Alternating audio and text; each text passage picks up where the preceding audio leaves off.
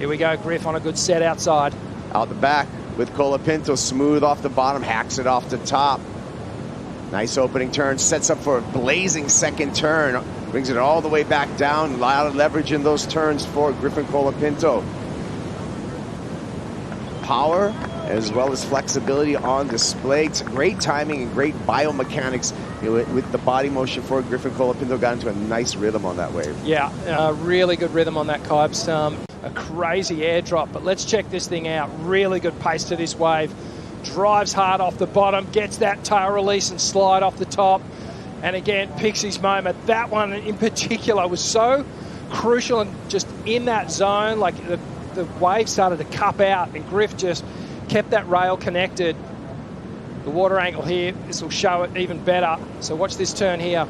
Keeps that toe side rail connected all the way through that, straight back on the heel again and up into the pocket. So 3 really strong maneuvers on the backhand and then finishes off. You can see here just all that pressure coming over the front foot. His chest almost touching that forward knee.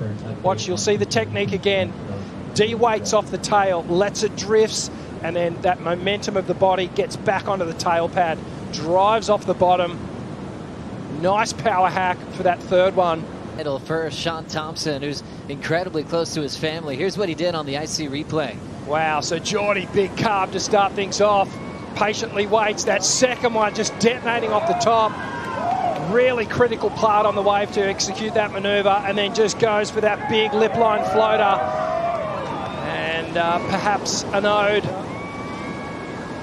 to the surfers of the 90s and 2000s when the floater was just in vogue. Have a look at this, just really riding the lip of that thing. We cannot take anything away from this final maneuver over this really shallow reef section here. Jordy, just beautiful timing there, picking the perfect moment to just jump off the lip there into the flats, and so much force that he had to absorb in the lower part of the body there. It's way before 6.33. Late takeoff for world number 1.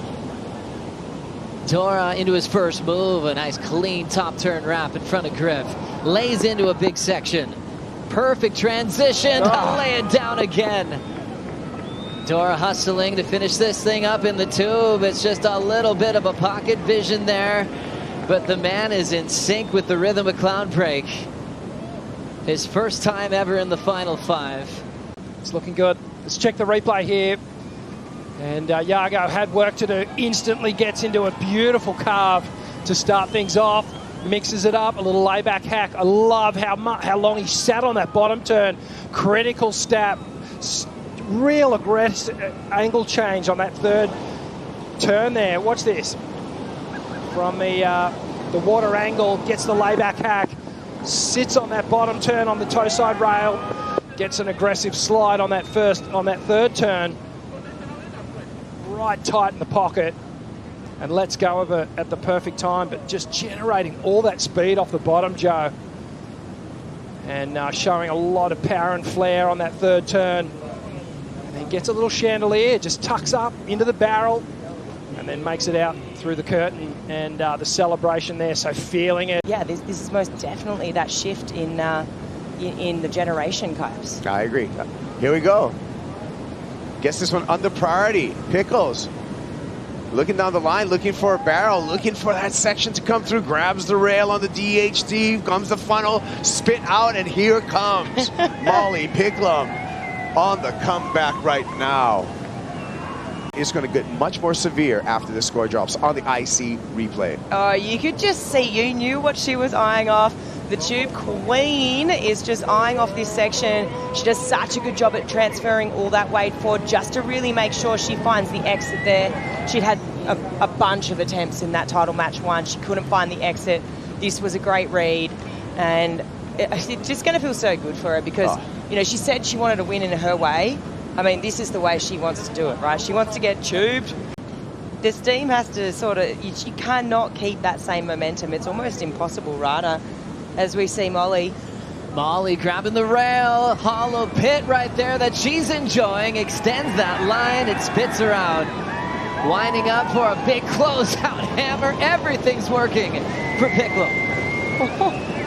Wow, it's really starting to get interesting now. Floater on that inside section, just how much projection she got, it was insane. I think this combo here, this is potentially going to be, right up there. I mean, it was a hefty score, it was a hefty section. You'd think Molly would be feeling that way right now after a year like this. Oh, completely. I was just looking at her, the back end of the year as we see a paddle here from Caroline. Caroline has to give way to the priority of Molly Picklum. Nice patience off the bottom. Arcs it beautifully off the lip line. Nice speed and channels another hack under the lip. Got a little squirrely off the tail riding out of it like she was doing a papa wheelie.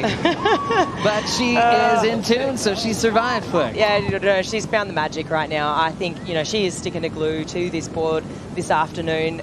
She's really, ironed out those few little mistakes from title match 1. I mean, from the 7 to the 8-8-3. Yeah, well, it was good intention from Caroline to make Molly take the wave, but it was a good one. You can see there just carving on the backhand off the top, resets off the bottom, and just gets a little squirrely, gets caught on the tail a little bit, does a wheelie. She rode out of that thing, but she stayed on a board, and that was the most important thing. I've got a question mark whether it's actually going to surpass the 7-point ride, but you can tell she's feeling it. She's just in this moment right now. You can see the stance, like really close together. She manages to shift that front leg forward, regain balance, and some great surfing again from Molly. And this is what she does. She has these big finishing moments on the wave. Think back to Sunset, think back to Jeffreys Bay, and now we're watching it here at Cloudbreak. She gets to these final maneuvers and puts them drama and theatrics behind it.